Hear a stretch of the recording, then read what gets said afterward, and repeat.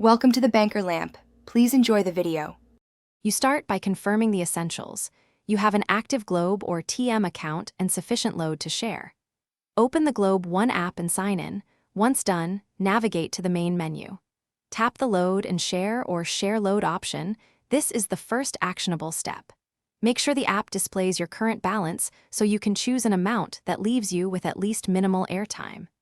Now prepare the recipient number in the correct format before proceeding.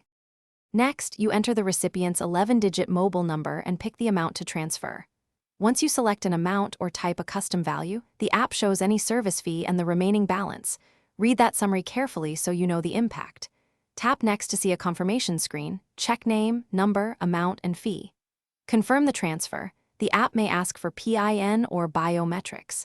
After confirmation, wait for success notification and SMS receipt.